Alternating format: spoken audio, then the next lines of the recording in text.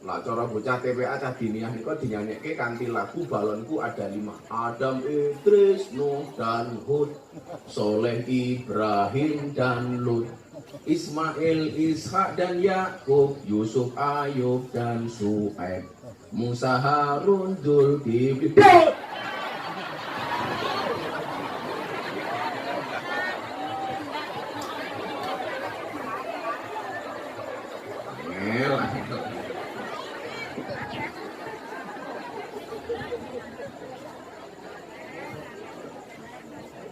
Sampai ini ya lucu, kaget kok sing dicekel cangkem ini.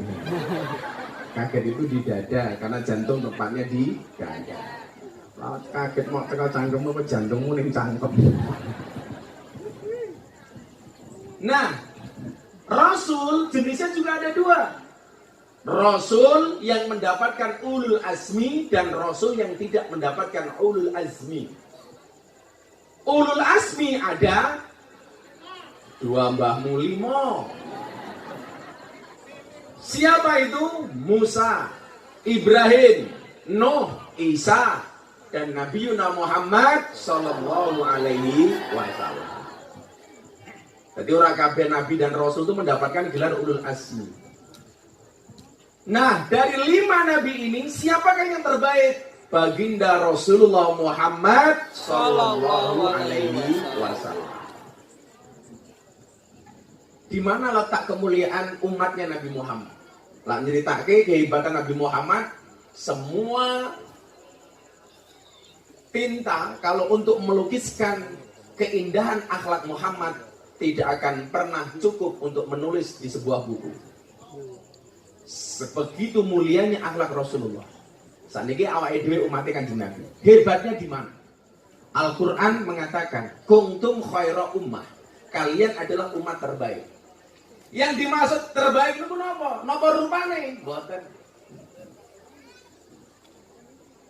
Apakah kita orang Indonesia dianggap umat terbaik sebagai umatnya Nabi Muhammad? Apakah karena wujudnya? Enggak.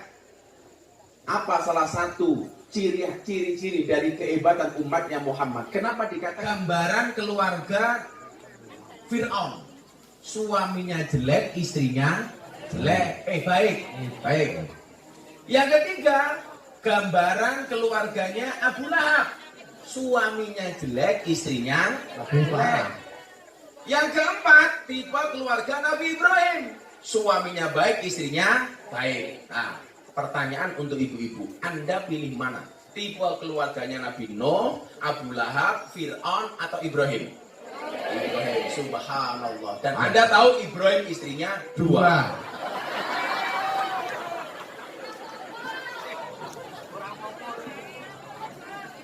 Jadi nembak itu beda. Rasidon Nabi Ibrahim, Fir'aun yo rapopo. Sing ngene rapopo. Umatnya Nabi Musa ngayal azab semuanya. Tapi umatnya Nabi Muhammad begitu dia punya salah dan dosa, apa kata Rasulullah? Kullu bani Adam khata'un wa khairul khata'ina tawwabun. Semua anak Bani Adam punya salah dan dosa, dan sebaik-baik orang yang salah dan dosa adalah bertaubat. Dan hebatnya lagi umatnya Nabi Muhammad itu apa nyuwun sewu? Umatnya Nabi Muhammad begitu dia niat berbuat baik, belum dilakukan sudah pahala. Bulan depan Ahad Pahing mujahadah. Malam ini Anda sudah niat. Bulan depan Ahad Pahing saya akan datang. Baru niat sudah dihitung pahala. Kurang enak apa aja? Anda pulang dari sini niat. Bojoku ning omah ngenteni dhewe. Tekan omah langsung tak tubruk, tak kelon. Baru niat pahala. Mau tubruk tenan tambah pahala. Enggak jadi kamu tubruk, enggak dosa. Loh, enak banget. Makanya Bunda niat saja. Selesai ngaji, aku mau nubruk. Abah.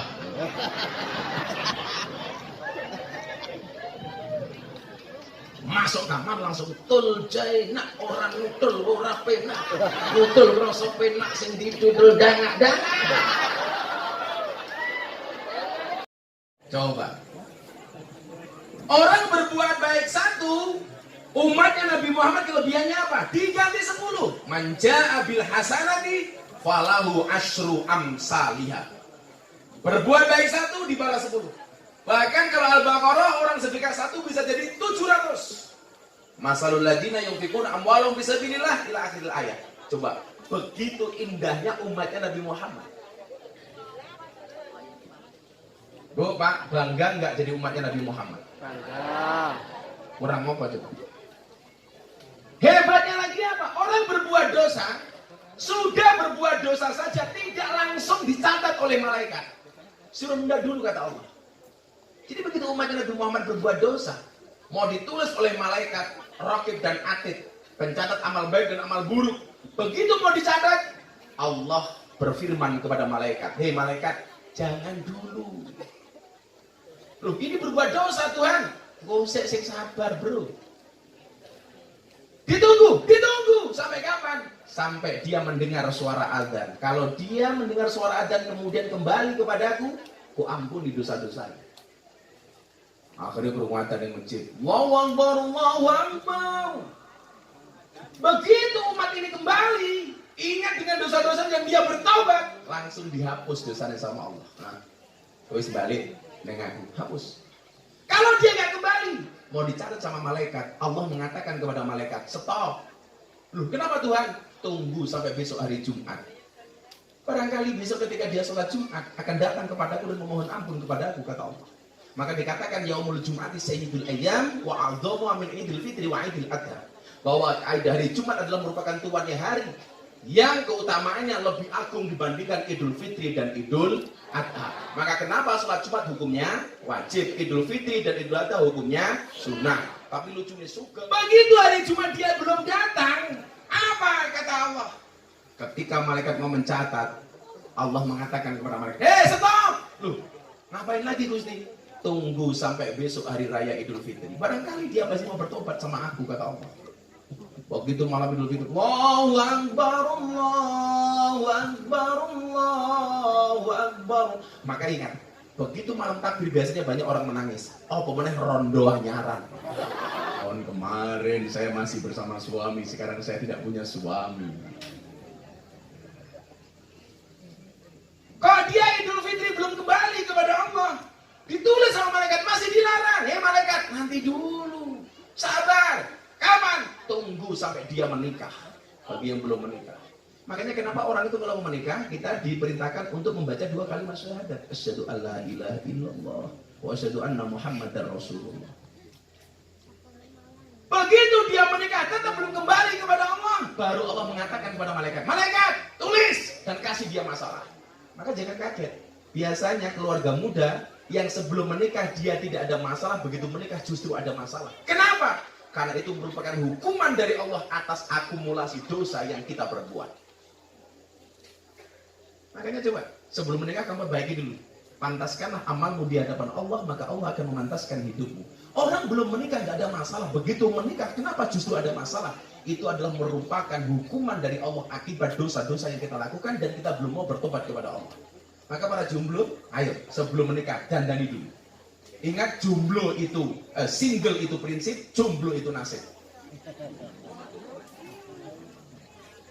Cinta memang tidak memandang warna kulit, tapi cinta memandang warna duit. Dan itulah alasan kenapa semua gambar uang ada gambar cewek menari. Uang 100.000 ada gambar cewek menari, 50.000 ada gambar cewek menari, 20.000, 10.000, 5.000 sampai 2.000 pasti ada gambar cewek menari. Satu-satunya uang yang tidak ada gambar cewek menari cuma satu, uang Rp1.000, Patimura bawa pedang. Bapak-bapak bawa pedang, namanya Patimura. Kenapa semua pecahan uang ada gambar cewek menari? Jawabannya adalah karena hanya uanglah yang bisa membuat cewek bahagia dan happy. Maka saya sering mengatakan cewek itu hatinya seperti rekening bank. Kenapa? Nggak mungkin berbunga kalau nggak ada saldonya. Bah, itu kenapa sih? Kalau istri di sinetron Indonesia kok sabar-sabar? Lah iya dibayar kok. Gua pengen bojomu sabar, bayar. Malah ini umatnya Nabi Muhammad. Maka kalau kemudian malam hari ini saya berbahagia, pasang panci, pasang wajan, pasang apa-apa supaya jenengan senang dalam rangka saya membahagiakan umatnya Nabi Muhammad Sallallahu Alaihi Wasallam. Saya kasih buah, tak bagi jenengan, ora usah rebutan. Duduk saja lah rezekimu mesti tekan. Betul nggak? Tak kasih konsep rezeki nggih, panjenengan paham.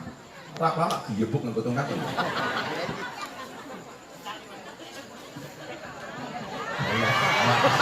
Dapatkan dari dia bekerja dibawa pulang ke rumah gurunya Imam Malik. Begitu sampai rumahnya Imam Malik, anggur dimakan sama Imam Syafi'i dan Imam Malik. Imam Syafi'i mengatakan, guru, ini loh teori saya benar. Apa? Bahwa rezeki itu harus dicari. Gara-gara saya bekerja, saya mencari, saya bisa pulang membawa anggur dan anggurnya bisa saya makan sama Anda guru saya. Apa jawaban Imam Malik? Benar, tapi teori saya juga nggak salah. Nggak usah cari, kalau rezekinya pasti datang. Buktinya saya nggak kerja bisa makan anggur. Jadi yang nyuwun sewu, iki lak wis rezekimu, gue rasa ngadek kebak. Oh ya, kayak ngopo kalau belum rezeki nggak bakal kena. Contoh jodoh itu loh. Dari SMP sampai kuliah pacaran terus. SMP pacaran, SMA pacaran, kuliah pacaran. Begitu mau nikah nggak jadi, putus, malah akhirnya penggo, ngepek, tonggo, pecco, ngepek, konco. Pek lur, mesepek, pek so dipek, musuh. Maka saya bilang, putus cinta itu tidak sakit. Yang sakit itu adalah sudah putus tapi masih cinta.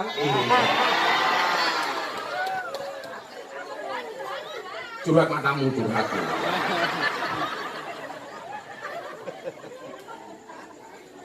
Iki, quote-nya Gus Miftah malam hari ini.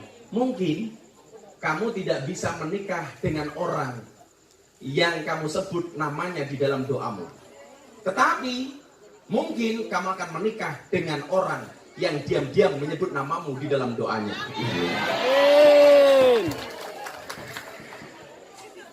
Itulah kenapa budak lepak-lepak sama Abah. Karena cewek itu kelemahannya di telinga.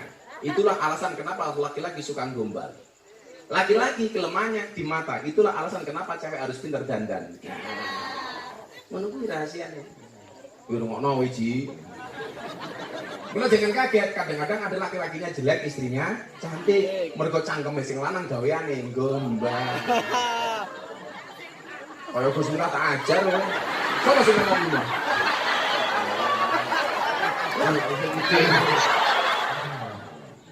Jadi nyuwun sewu, kalau sudah datang mesti kenal. Contoh begini loh. Orang makan begini, pakai contoh. Apakah yang di tangan ini pasti rezeki saya? Belum tentu. Loh, contohnya gini loh, tiba. Yang benar-benar rezeki itu apa? Yang sudah masuk ke dalam mulut kita. Kita ajar loh gue. Gak mulai contoh nih. Ini bener contoh. Yang sudah di tangan saja belum tentu rezeki. Buktinya masih bisa jatuh. Makanan di piring itu belum tentu rezeki, Mas. Buktinya apa? Kadang-kadang sudah dimakan saja masih mutah. Makanya kenapa? Oh itu tanah saya, rezeki saya. Oh belum tentu. Maka dikatakan semua adalah titipan. Karena belum tentu. Ini masih bisa jatuh. Ya anak cilik. Pilih anggur atau pilih apel cewek? Apel. Anggur memang lebih mahal daripada apel. Tapi cewek lebih pilih apel daripada anggur. Kenapa? Karena pada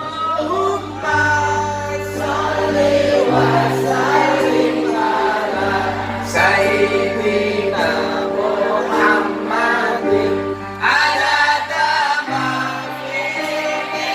Kurang kompak sing baca. Allahumma sholli wa sallim ala Sayyidina Muhammadin adada ma fihi.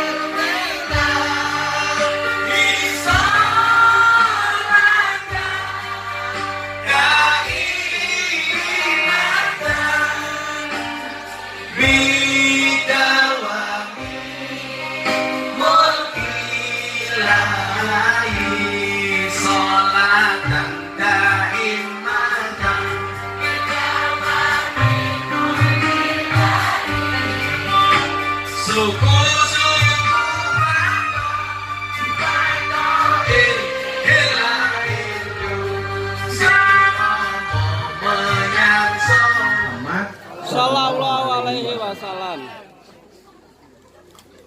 Salah satu cara menghormati Nabi itu adalah dengan cara menghormati ahli warisnya, dengan cara menghormati para keluarganya, termasuk yang hari ini kita kenal dengan istilah Habib. Habib niku keturunan Kanjeng Nabi sing lanang, lah sing wedok namine Syarifah. Syarifah. Oh, anu jenenge Syarifah niku. Niku lah Syarifah lah jenenge ora mergo keturunan Kanjeng Nabi. Wong lemu lho kemayune. Kalau orang gemuk itu pasti setia. Lah makanya kalau orang gemuk itu pasti setia. Kenapa? Gimana mau ngejar orang lain? Lari aja nggak bisa. Iya. Kenapa saya katakan demikian? Imam Al-Ghazali mengatakan salafun nasabi min salasi jihatin. Nasab itu yang mulia, kemuliaan nasab itu dari 3 hal. Yang pertama apa? Al-intiha ila Rasulillah ila sajarati Rasulillah sallallahu alaihi wasallam.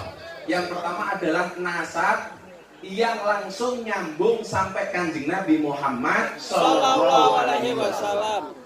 Lah niki nyuwun sewu, awake dhewe niki wong ahwal kaya kula panjenengan niki ora mungkin iso dadi nasabe Kanjeng Nabi karena sudah terlahir tidak sebagai nasab kecuali wong wedok. Kalau wong wedok itu masih punya kesempatan.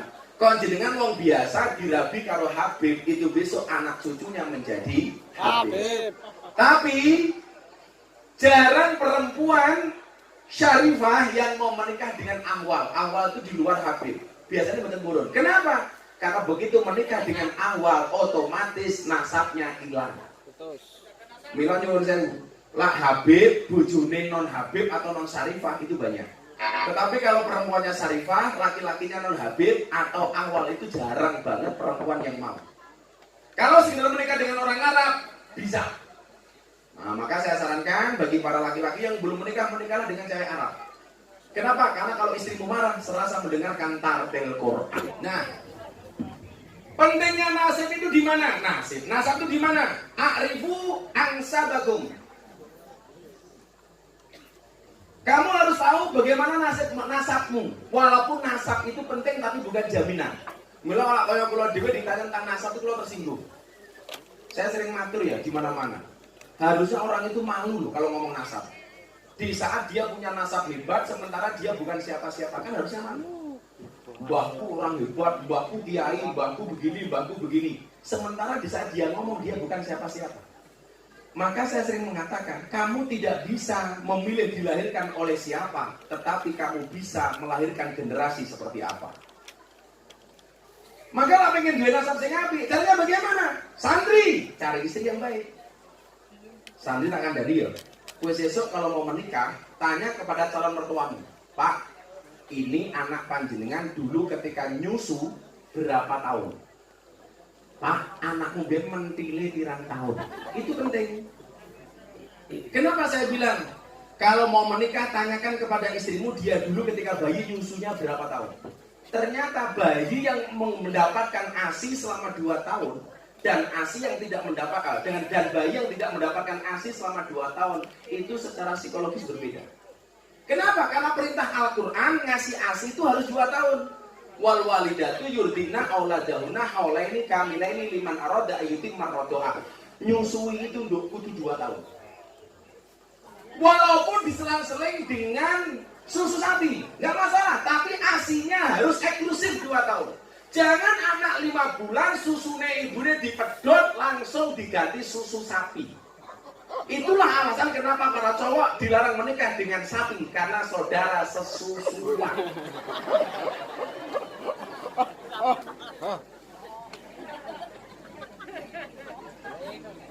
Ya, nanti anak disusoni 2 tahun. Ya salah. Kenapa Bu? Orang itu diberangkat. Alasannya bukan masalah nggak keluar, tapi setelah rebutan karo bapak. Masa bayi yang mentebakku, ya? Bayi yang mentebak. Gak mungkin Allah itu menciptakan ASI nggak keluar, nggak mungkin. Masa Gusti Rati. Keluar nggak keluar tuh biasanya tergantung psikologis ibunya.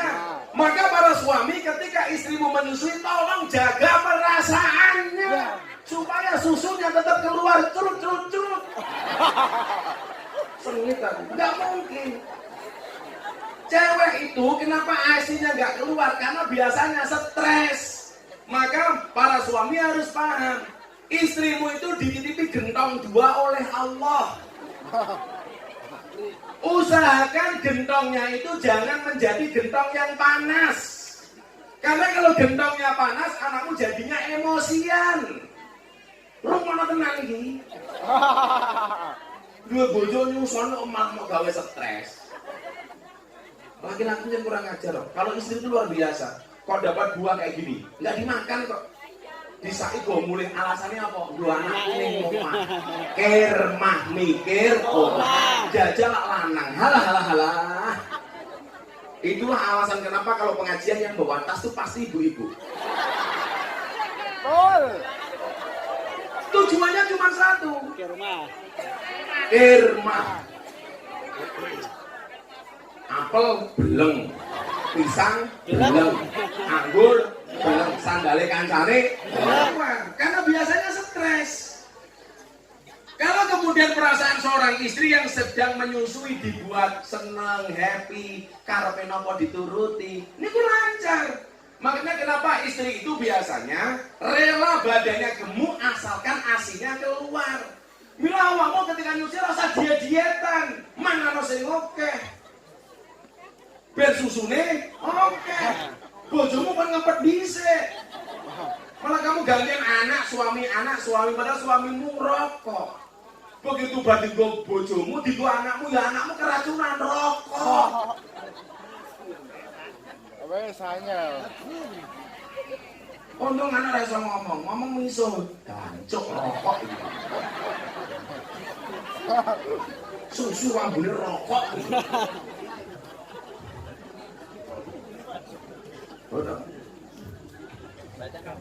Piye jane? 2 tahun bapaknya sabar iki. Cara Imam Syafi'i wudu dulu.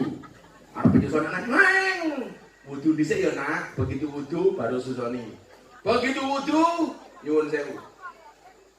Nyusoni niku apike kiwa terus, tengen terus apa selang-seling kiwa tengen? Sing apik selang-seling. Tengen sisik baru kiwa tengen. Aja mung kiwa tok tengene ra dienggo, akhire dilik gedhe cilik. Mila aku rasa kaget kok bojoku susune beda iki. Sing sisi gedhe sing siji cilik. Kesek. Oh, kesek tengen iki. Loh, ini tenang tadi. Oh pengalaman aku duwe anak di bojo kok. Masa pengalaman sama kamu? Emangnya aku cowok apaan? Kenapa jenenge susu? Mergo jumlahnya loro. Susu. Lah siji su. Iki kula wangsuli iki. Kita tidak bisa memilih dilahirkan oleh siapa, tetapi kita bisa melahirkan generasi seperti apa. Mula saya sendiri kalau ditanya nasab, Gus minta anaknya sopo, mbahnya sopo, kula tak janjane isin. Lah ora kepepet, bener kula akhirnya ramatur. Apa sih pentingnya kita ngomongin nasab niku nyuwun sewu, supaya kita bisa menghormati orang tua kita saja.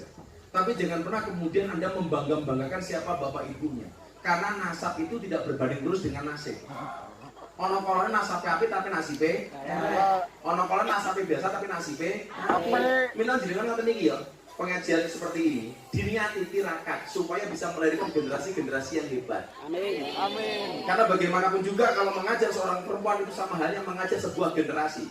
Saya mengajar seorang laki-laki, saya berarti mengajar hanya seorang saja. Tapi ketika saya mengajar seorang perempuan, sama halnya saya mendidik sebuah generasi. Itulah alasan kenapa dikatakan al-ummu madrasatul ula. Perempuan itu, ibu itu madrasah pertama bagi anak-anaknya.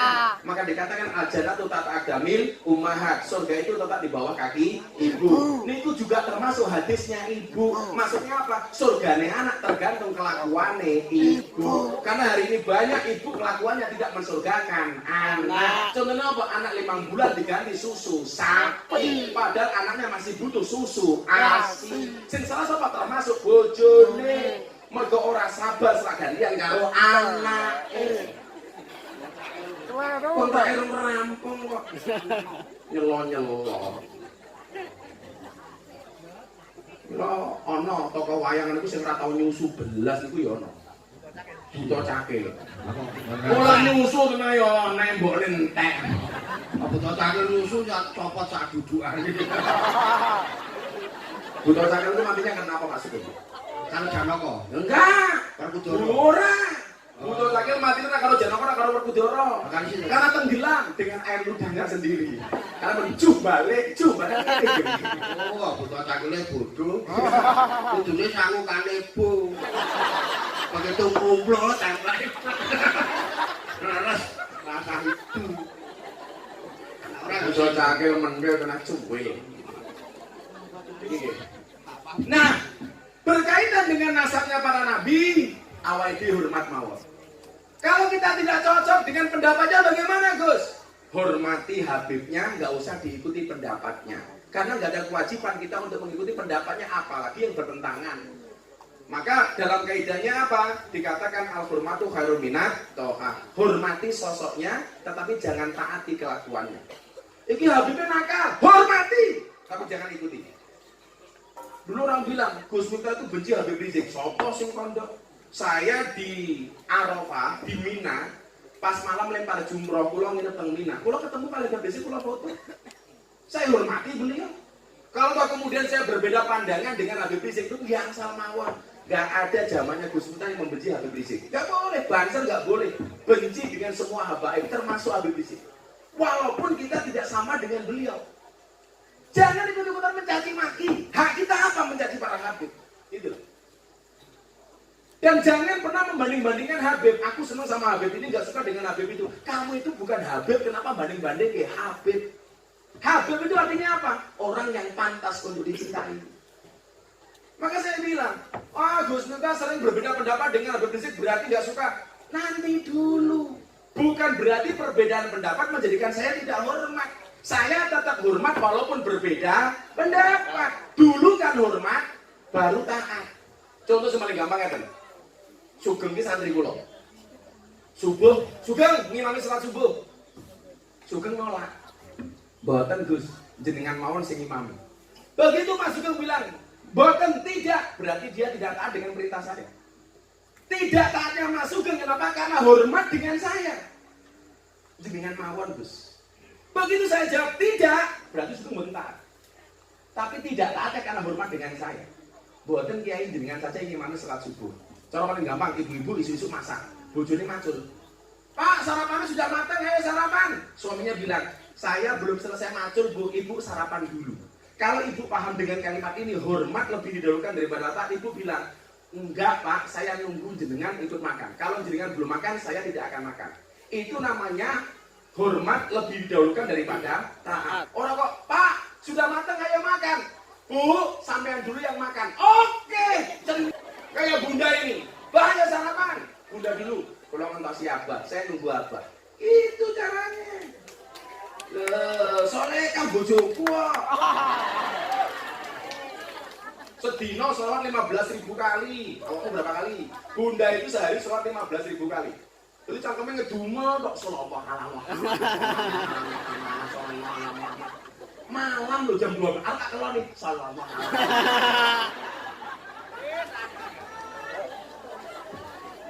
Coba dicek loh tasbihnya udah berapa sekarang. Nggak pernah lepas dari tasbih. Mau dioperasikan kanker saja masih sallallahu alaihi sampai dokter yang gumun loh. Tuh. Begitu cintanya dengan Rasulullah. Maka apapun masalahmu hari ini, perbanyak sholawat. La yu'minu ahadukum hatta ahabba ilaihi min walidi wa walidi. Hatta akuna ahabba ilaihi min walidi wa walidi. Sekali-kali kamu tidak dikatakan beriman, sehingga kamu mencintai aku Rasulullah lebih dari mencintai orang tuamu dan keluargamu. Bila ibu ditanya, Bu, siapa yang lebih kamu cintai? Nabi atau suami? Nabi. Kalau yang jawab suami, lah bojomu ki sapa? Wis tuwake meletek-meletek. Baju dirasa piro. Mentutan. Tunggilan, ngileran. Suami tanya, siapa yang lebih kamu cintai? Nabi apa istri? Jawab, Nabi. Nabi pasti menyenangkan, istri kadang-kadang menjengkelkan. Bagaimana tidak menjengkelkan? Ngaji di depan tuh kayak selonjor.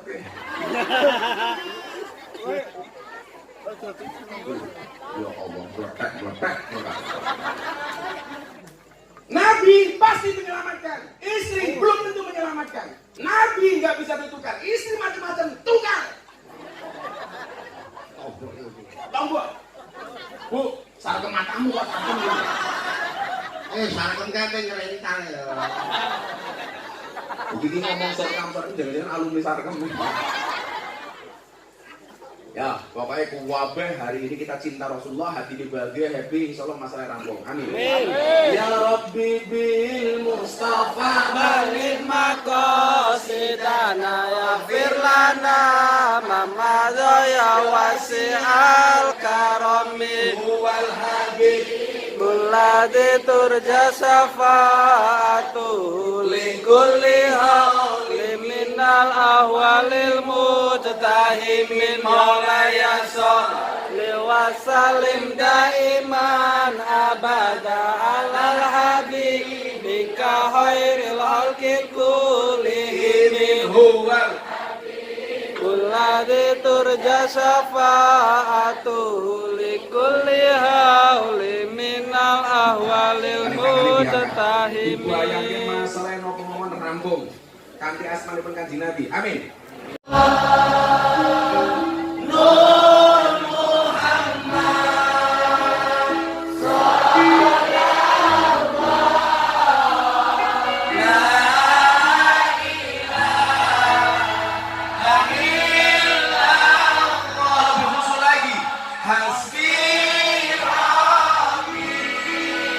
Jangan pulang sebelum berdoa. Maafi qalbi ghairullah Nur Muhammad sallallahu la ilaha illallah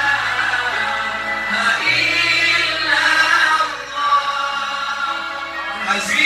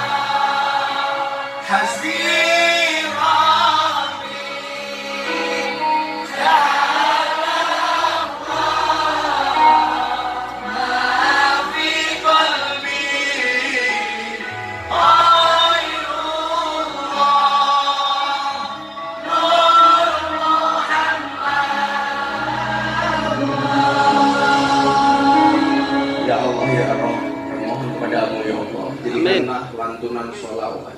Allah, karena kerinduan kami kepada baginda Nabi, ya Allah, menjadi saksi, ya Allah, bahwa kami adalah umat-umat yang mencintai Nabi-Mu, ya Allah, bahwa kami adalah umat-umat yang Ya Muhammad, ya Imam al-Qiblatain, Allah ya Nabi, salam alaika, ya Rasul, salam alaika, ya Habib, salam alaika, salawatullah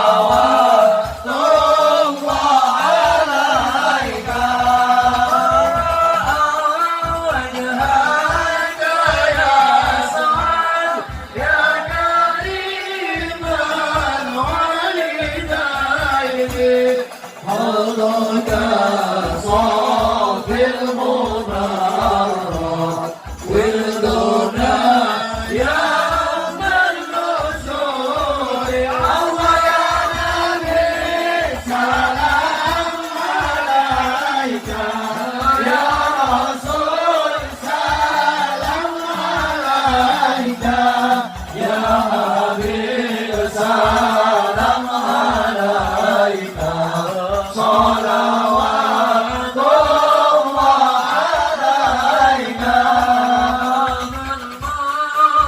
راعينا العز عنا مرحبا في صورة الله إليك مرحبا مرحبا يا نور عيني مرحبا مرحبا جد الحسين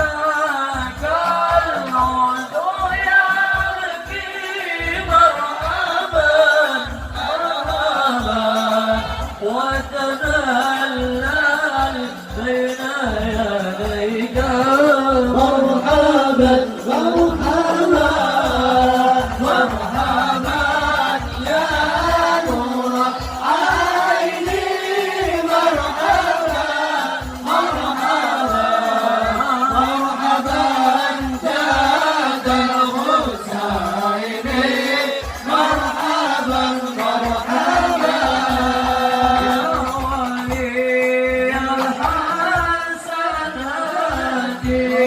يا ربي حسناتي كفر عني يا ذنوبا واغفر عني سيئاتي يا نبي سلام عليك يا رسول سلام عليك يا حبيب سلام عليك صلوات الله عليك غفار الخطايا والذنوب الموبقات أنت ستار ومقيل العشرات يا نبي سلام عليك يا رسول سلام عليك يا حبيب سلام عليك صلوات الله عليك سري ووفاء يا الله استجيب الدعوات يا الله ربي فاغفر لي ذنوبي يا الله ببركة الهادي محمد يا الله